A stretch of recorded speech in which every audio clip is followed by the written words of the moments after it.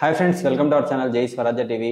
ఈరోజు మనతో పాటు స్టూడియోలో బిగ్ బాస్ ఎనిమిది శేఖర్ భాష మనతో ఉన్నారు. సో ఆయన అడిగి మరిన్ని ఇంట్రెస్టింగ్ విషయాలు తెలుసుకున్నాం. హాయ్ భయ్యా. Hi Ashok, how are you? Fine. So first congrats మీకు, ఎందుకంటే బాబు పుట్టాడు. అది నాగార్జున గారి స్వయంగా స్టేజ్ మీద చెప్పడం, అది మీకే కాదు ఆడియన్స్ కూడా చాలా హార్ట్ వార్మింగ్ మూమెంట్ అది, సీరియస్లీ. సో అందుకని కంగ్రాట్స్. సో ఎట్లా అనిపించింది బిగ్ బాస్ 2 weeks? చారిత్రకమైన కారణ జన్ముడు ఫుడ్డోడు. బాగుంది జర్నీ, నాకు హ్యాపీగానే అనిపించింది. ఎస్పెషల్లీ హౌస్ మేట్స్, కంటెస్టెంట్స్ ఎవరైతే ఉన్నారో అందరితో మంచి ర్యాప్, మంచి ఫ్రెండ్షిప్ ఉండింది. ఎవరితో ఏ గొడవ లేకుండా మంచిగానే బయటకు వచ్చాను. అదొక అచీవ్మెంట్. అంటే సీరియస్లీ నేను బిగ్ బాస్ చాలా తక్కువ చూస్తుంటాను, బట్ ఏంటంటే ఎక్కువ సాటర్డే సండేస్ చూస్తుంటాను అనమాట. లైక్ చాలామంది కంటెస్టెంట్లు బయటకు వచ్చారు, కానీ వచ్చేటప్పుడు చాలా నెగిటివిటీతో వేరే కంటెస్టెంట్ వాళ్ళని బ్యాడ్ చేయడం, వాళ్ళ గురించి నెగిటివ్గా చెప్పడం, ఎంతో కొంత నెగిటివిటీ మోసుకుని వచ్చారు బయటికి. కానీ మీరు మాత్రం చాలా పాజిటివ్గా, చాలా లైట్ వెయిటెడ్గా, హెవీ హార్ట్తో వస్తారు కొంతమంది. చాలా సింపుల్గా వచ్చారు, చాలా పాజిటివ్గా వచ్చారు. అది మీలో నాకు నచ్చింది. అండ్ బయట ఆడియన్స్ కూడా ఇప్పుడు బయట కమెంట్స్ కూడా అదే పెడుతున్నారు. ఎలా ఫీల్ అవుతున్నారు? అది దానికి సంతోషం. అంటే నాకు బేసికల్లీ అంత బాధ ఉండదు. అందరూ వచ్చింది బిగ్ బాస్ కప్పు కొట్టాలి, టైటిల్ లేకపోతే నాకు జీవితం లేదు ఇలా అనుకుని వచ్చారు. దానికి వాళ్ళు పెట్టుకున్న పేరు హంగర్. ఆ హంగర్ లేకపోతే నువ్వు గేమ్ ఆడలేదు. నేను బేసికలీ ఎంతవరకు వెళ్తే అంతవరకు వెళ్ళాను. ట్రై చేశారు. ట్రై కాదు, మనం ఉన్నట్టే ఉందాం. ఎంతవరకు వెళ్ళగలిగితే అంతవరకు వెళ్దాం, లేకపోతే వచ్చేద్దాం, అయితే కొడదాం. దానికోసంగా నేను గొంతు చించుకోవడాలు ఇవన్నీ ఉండవు. బట్ అవసరం వస్తే, ఆ సిచ్యువేషన్లో వస్తే అది జరిగినాయి. బట్ దానికోసంగా ఏముండదు, నేనుగానే ఉంటా. వస్తే వస్తుంది, లేకపోతే లేదు. ఉన్ననాళ్ళు ఎంజాయ్, ఎంటర్టైన్, అదే మన పాలసీ. అండ్ బిగ్ బాస్ చూస్తే ఫస్ట్ వీక్ అంతా చాలా యాక్టివ్గా విపరీతమైన జోకులు వేసేసి, అంటే ఫస్ట్లో జోకులు వినడానికి కొంచెం జనాలకు కూడా కాస్త టైం పట్టింది. తర్వాత ఈ జోకులు ఎక్కడ వస్తాయని వెయిట్ చేశారు, యాక్చువల్లీ సీరియస్లీ వెయిట్ చేశారు. ఫస్ట్లో ఏంటి అబ్బాయి ఇది అనుకున్న 2 days, తర్వాత అలవాటు పడ్డారు. సెకండ్ వీక్ వచ్చేప్పటికి శేఖర్ భాష కొంచెం డల్ అయ్యారు. లేదు, అది అబద్ధం. ఎందుకంటే వాళ్ళు ఫుటేజే చూపించలేదు. బయటకు వచ్చిన తర్వాత నాకు అర్థమైంది అది. సెకండ్ వీక్లో కూడా యాజ్ ఇట్ ఈస్ అలాగే ఉంటుంది. బట్ లాస్ట్ 2 days కొంచెం డల్ అయిన మాట వాస్తవం. అంటే సాటర్డే, ఫ్రైడే కొంచెం. సో దానికి కారణం food. Being the only vegetarian అక్కడ, మిగతా వాళ్ళందరూ నాన్ వెజ్ తింటున్నారు, ఏదో రకంగా గట్టిగా ఉండగలుగుతున్నారు. మనకు కావాల్సిన సరుకు పడట్ల, ప్రోటీన్ లేదు, కనీసం పన్నీర్ కూడా లేదు అక్కడ. సో ఇబ్బంది అయింది. దానివల్ల కొంచెం డల్గా ఉంది. దానితోటి ఫుటేజ్ చూపించకపోవడం, నాకు అవకాశాలు ఇవ్వకపోవడం, వీటి వల్ల ఓటింగ్ శాతం కూడా తగ్గింది.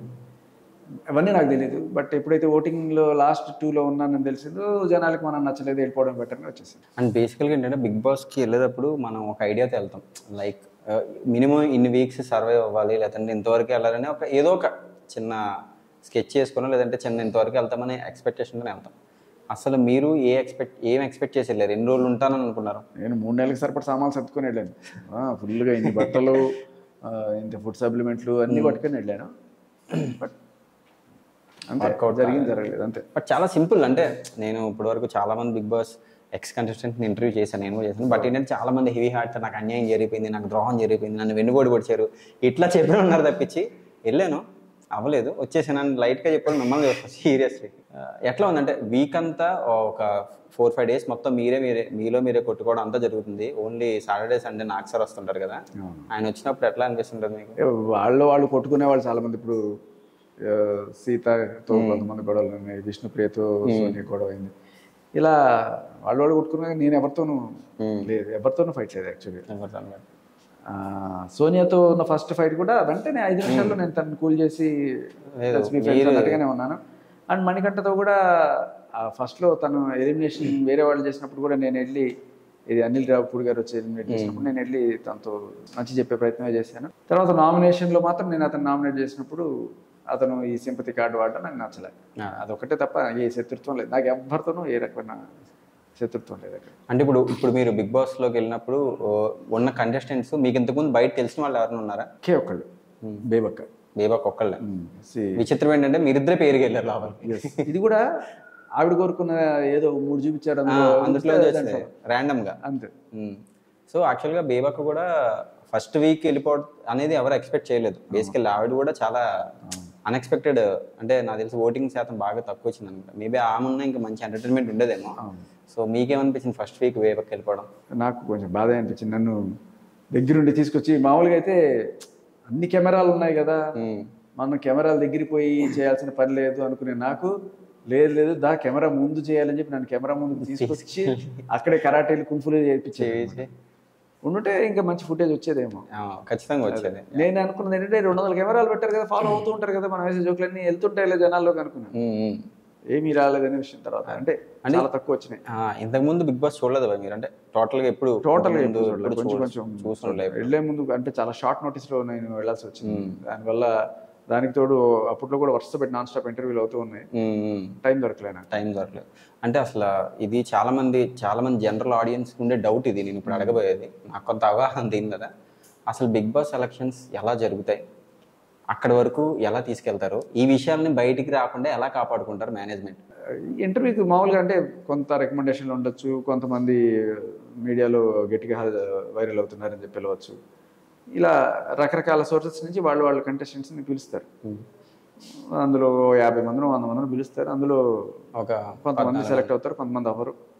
కొంతమందిని వీళ్ళు రిజెక్ట్ చేస్తారు, కొంతమంది వాళ్ళని రిజెక్ట్ చేస్తారు, బిగ్ బాస్ని వద్దనుకుంటారు.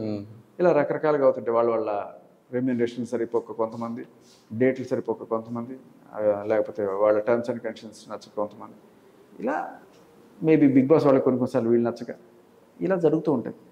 బట్ నా విషయంలో జరిగింది కరెక్ట్గా వారం 10 రోజుల ముందు కాల్ వచ్చింది. ఇంటర్వ్యూకి వెళ్ళాను, ఓకే అనుకున్నారు. ఇంటర్వ్యూలో నీ కండిషన్స్ ఏమన్నా ఉన్నాయంటే అదే చెప్పా. ఒకటే, నేను వెజిటేరియన్, నాకు ప్రోటీన్ పౌడర్, విటమిన్ ట్యాబ్లెట్స్ ఇవి కంపల్సరీ అంటే ఓకే డన్ అన్నారు.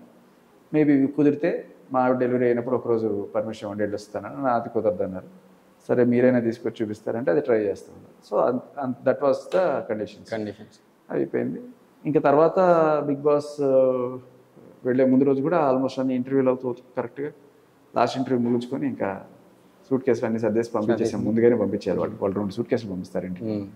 రెడ్ సూట్ కేసులు వాళ్ళే పంపిస్తారు. దాంట్లో మనకు కావాల్సిన అన్ని సర్దేసి పంపిస్తే మళ్ళీ చెక్ చేస్తారు. చెక్ చేసి దాంట్లో ఇనప సామాన్లు ఏమన్నా ఉన్నాయా, కత్తులు, కటార్లు, లేకపోతే ట్రిమ్మర్ నాట్ అలౌడ్. ఇంత గడ్డం వేసుకొని వచ్చా బయటకు వచ్చా అంటే మరీ కాకపోయినా లోపల ఉంటాయి కదా యాక్చువల్గా. మరి ఎవ్రీ వీక్ గ్రూమింగ్ చేసుకునే కదా నాగార్జున దగ్గరికి వెళ్తారు చాలా మంది, లేదా అసలు ఆ ఛాన్సెస్ కూడా? ట్రిమ్మర్లు లేవు, పాడు లేవు. అది నేను వచ్చి అంటే 2 వారాల తర్వాత ఇచ్చారు ట్రిమ్మర్. అబ్బా. నెయిల్ కట్టర్ కూడా 2 వారాల తర్వాత ఇచ్చారు. ఓకే. సో అవి వెళ్ళేటప్పుడు అదే. సో వెళ్ళాను. వెళ్ళిన తర్వాత తీసుకెళ్ళి ఒక హోటల్లో పెట్టారు. హోటల్లో పెట్టి ఫోన్ కూడా అప్పుడే తీసేసుకుంటారు. ఫోన్ హోటల్లో కొంతసేపు ఉండింది. ఆ రోజు రాత్రి ఫోన్ తీసేసుకుంటారు. తీసుకున్న తర్వాత మళ్ళీ మన అన్నపూర్ణ 7 ఎకరాలకి తీసుకెళ్తారు అనుకుంటా. మళ్ళీ ఒక మాస్క్ అట్లా. సీరియస్లీ మాస్క్ వేసుకుని అన్నపూర్ణకి తీసుకెళ్తారా? సీరియస్లీ. ఓకే. తీసుకెళ్ళి అక్కడ నాగార్జున గారితో ఇంట్రడక్షన్ అయ్యే వరకు మనకి ఎవరు కనబడరు సీరియస్లీ. ఒక 2-3 అవర్స్ వరకు కనబడతారు. రూట్ కనబడకుండా మనల్ని ఇట్లా తీసుకెళ్తారు. తీసుకెళ్ళి చిన్న ఫార్మాలిటీస్ అన్ని ఫస్ట్ ఒక అదే అన్నపూర్ణ 7 ఎకరాల్లో ఒక రూమ్ ఉంది, అక్కడ కూర్చోబెడతారు. కూర్చోబెట్టాక ఒక కంటెస్టెంట్కి ఇంకో కంటెస్టెంట్కి సంబంధం ఉండదు, ఎవరెవరు తెలియదు లోకల్ చూసుకోవడం. అందరికీ కోడ్ నేమ్స్ ఉంటాయి. ఓకే. ప్రతి కంటెస్టెంట్ని డైరెక్ట్గా పేరుతో పిలవరు. ABC అట్లా కాదు, ఏదో ఒక పేరు పెట్టి పిలుస్తారు. నీకు ఏదన్నా ఒక టైగర్, లైన్, లేకపోతే ఒక మనిషి పేరు. నాకు రజనీకాంత్. నా కోడ్ నేమ్ రజనీకాంత్. సో అలా తీసుకెళ్ళారు. ఆల్రెడీ కొంతమంది కంటెస్టెంట్స్ జరుగుతూ ఉన్నాయి అప్పటికే ఇంట్రడక్షన్స్. నాగార్జున గారు స్టేజ్ మీద ఒక్కళ్ళు వస్తున్నారు, మాట్లాడుతున్నారు, వెళ్తున్నారు. నా నంబర్ వచ్చినప్పుడు పిలుస్తారని చెప్పి నేను అక్కడ రూమ్లో వెయిట్ చేస్తుండే. సో మొత్తానికి వచ్చినప్పుడు కూడా మళ్ళీ మాస్క్ వేసి అక్కడ తీసుకెళ్ళారు. స్టేజ్ మీదకి వెళ్ళకన్నా ముందు ఒక చిన్న రూమ్ ఉంది, అక్కడ కూర్చోబెట్టారు. అక్కడ కూర్చోబెట్టి ఆయన మాటలు మనకి వినపడకుండా ఒక హెడ్ ఫోన్స్ పెడతారు. దాంట్లో ఏవో పాటలు పెడుతుంటారు.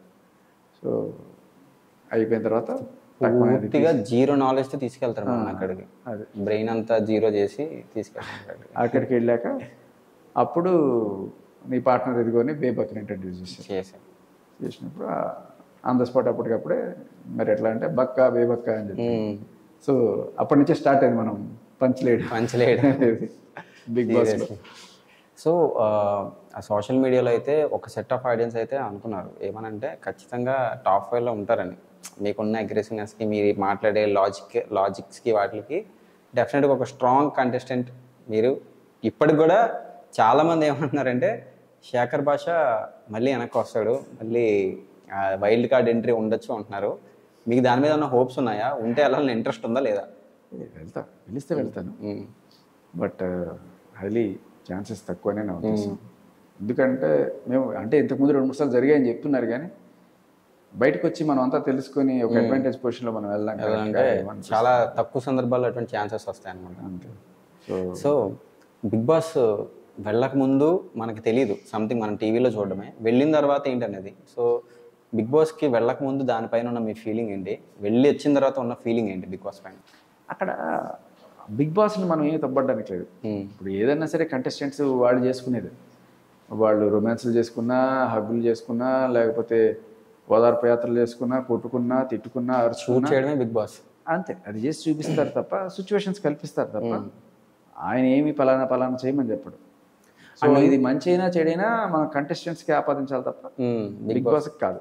అండ్ ఇంకొకటి ఏంటంటే బిగ్ బాస్ ఈ స్క్రిప్టెడ్. ఒక 40 మంది రైటర్లు ఒక డిఫరెంట్ 14 క్యారెక్టర్స్ని తీసుకొని వాళ్ళకి ఎట్లా చేస్తే ట్రిగ్గర్ అవుతుంది కాబట్టి ఇట్లా మాట్లాడాలి, ఇట్లా చేయాలని ఇన్స్ట్రక్షన్స్ ఇస్తారని. ఇది బయట అంటే సోషల్ మీడియాలో ఉంది కాబట్టి అవ్వద్దు. అయితే అసలు తీసుకెళ్ళి వదిలేస్తారు, మనకి ఏదనిపిస్తే చేయాలి అక్కడ. అంతే, వాళ్ళు ఇచ్చే గేమ్స్, టాస్క్స్ ఇవన్నీ అంతే తప్పించి. ఓకే, ఎట్లా ఉంటుంది నాగార్జున సార్తో మీకు మాట్లాడడం అంతా? చాలా చాలా అద్భుతంగా అనిపించింది.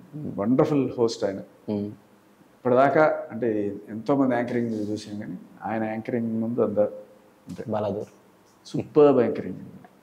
ఇప్పుడు హౌస్లో ఎవరు బాగా జెన్యున్గా ఆడుతున్నారు అనుకుంటున్నారు భయ్య? అంటే మీరున్న 2 వీక్స్లో నబీల్ చాలా జెన్యున్, కానీ నబీల్ ఎక్కువ హైలైట్ అవ్వట్లేదు సీరియస్లీ. అంటే 2 వీక్స్లో నబీల్ చాలా తక్కువ స్క్రీన్ టైం దొరికిందేమో అనుకుంటున్నాను. మీరు జెన్యున్గా లేకుండా ఏడుపులు పెడపప్పులు పెట్టి ఇప్పుడు సెంటిమెంటల్ డ్రామాలు 100% స్క్రీన్ టైం ఎవరు దొరుకుతుందంటే సోనియాకి, అబీకి, ఇంకొక అతని పేరు నిఖిల్ ఏదో ఉంటాడు, అతనికి దొరుకుతుంది తప్పించి నబీల్ అనే పర్సన్కి చాలా తక్కువ స్క్రీన్ టైం దొరికింది. అదేదో సినిమా కెమెరామెన్ గంగతో రాంబాబు, దాంట్లో మంచిగా చెప్తే చూస్తారటండి వీళ్ళు. అందుకని ఏంటి గోవా దేనికైనా రెడీ అంటున్నా, గోవా బాగా ఏ సెలబ్రిటీ పెళ్ళిళ్ళు ఎందుకు పటాకులు అవుతాయి అర్థం కాదు. ఇలా చెప్తే జనాలు వింటారు తప్ప. సో నబీల్ జెన్యున్గా ఆడుతున్నాడు కాబట్టి పెద్ద ఫుటేజ్ దొరకట్లేదు, కానీ ఈజ్ రియల్లీ జెన్యున్గా.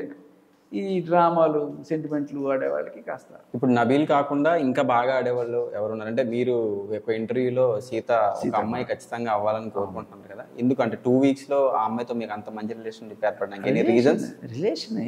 రిలేషన్ మీన్స్ అంటే బ్రదర్ అండ్ సిస్టర్. అదే అదేనే కూడా అంత పెద్ద ఇదే.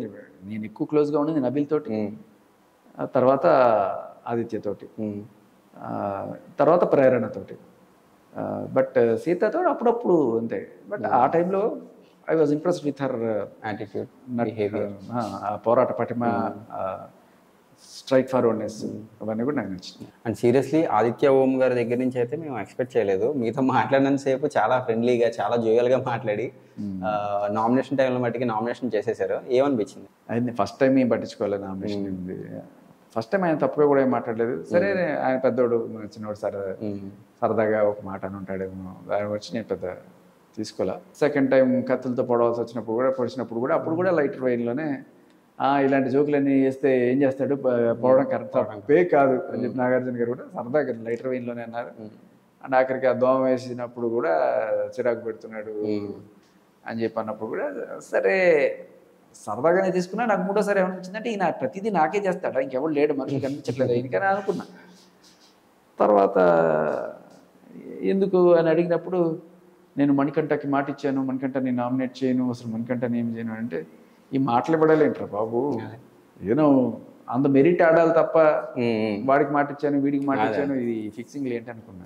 లైక్ ఇప్పుడు భయ మీరు మణికంఠ అన్నారు కాబట్టి నాకు గుర్తొచ్చింది. సీరియస్లీ మణికంఠ ఆ అబ్బాయి గురించి బయట చాలా సింపతి గేమ్ ఆడుతున్నాడని బయట అట్లా నడుస్తుంది, మీకు లోపల కూడా అట్లా అనిపించింది?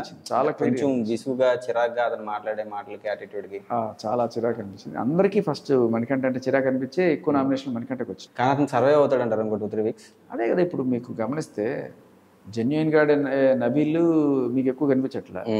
ఇలా ఓదార్పు యాత్రలు, లేకపోతే హగ్గులు, ఇలా ఏడుపులు, సెంటిమెంట్లు, ఏదో ఒక ఎమోషన్ ఉండాలి కదా బిగ్ బాస్ చూపించుకోవాలి. వాళ్ళు రైటా రాంగా అనేది పక్కన పెట్టి దీని జనాలు చూస్తారా లేదా అనేది ఎక్కువ ఆలోచిస్తున్నాడు బిగ్ బాస్.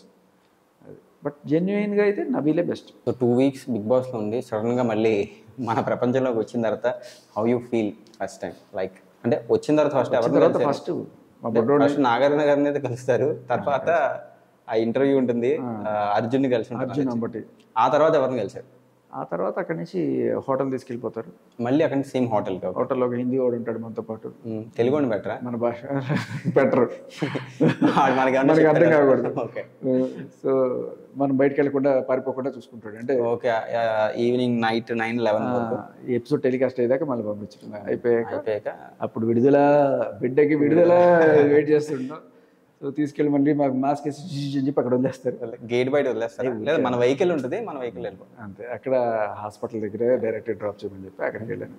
సో వెళ్ళి బుడ్డోని చూసుకున్నాను, మహేంద్ర బాహుబలి అనుకుని సంతోషపడి తర్వాత ఒక గంట సేపు అక్కడ ఉండి అమ్మ నాన్న అందరితో టైం స్పెండ్ చేసి తర్వాత సారథి స్టూడియోస్ దగ్గర ఏదో చిన్న మీట్ అండ్ గ్రీట్ ఏర్పాటు చేస్తే అక్కడికి వచ్చి పెద్ద హడావిడైంది.